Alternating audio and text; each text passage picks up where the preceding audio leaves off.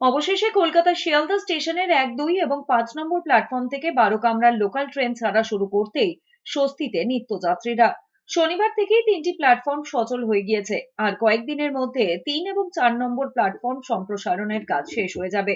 তখন ওই দুটি প্ল্যাটফর্ম থেকেও ১২ কোচের লোকাল চলাচল শুরু হবে বলে জানিয়েছে রেল। দেশের ব্যস্ততম রেল স্টেশনগুলির মধ্যে অন্যতম শিয়ালদা। প্রতিদিন লক্ষ লক্ষ যাত্রীর যাতায়াত সেখানে। তারই যাত্রী স্বাচ্ছন্দ্যে এবার নবতম সংযোজন হলো শিয়ালদা স্টেশনের জন্য অত্যাধুনিক ইলেকট্রনিক ইন্টারলকিং কেবিনের প্রতিস্থাপন। রেলের হিসেব অনুযায়ী ১২ বগি ট্রেন চালু হলে প্রায় ১,০০০ জন অতিরিক্ত যাত্রী যাতায়াত করতে পারবেন। ট্রেনে আসন সংখ্যাও প্রায় ২৫% বেশি হবে। ১২ কোচের সুবিধা হয়ে আমাদের অনেক সুবিধা হয়েছে, যাতায়াত অনেক সুবিধা হয়েছে। প্রচণ্ড ভিড় হতো, সেই ভিড়টা এখন অনেক রিলিফ পাচ্ছি আমরা। ১২ কোচ হওয়াতে আমাদের প্ল্যাটফর্মে যেগুলো দেখা যাচ্ছে দমদম এবং বিধাননগর থেকে যেসব লোক উঠতে পারতো না, দুটো একটা গাড়ি মিস করতো, তারপরে উঠতে পারে না। কিন্তু এখন কি হবে, যেটা ১২ বগি হওয়াতে এইরকম হবে না, হয়তো ভিড় হবে কিন্তু তাহলেও সব লোক উঠতে পারবে। এরকম যে গাড়ি মিস করলাম এরকম ব্যাপারগুলো থাকবে না।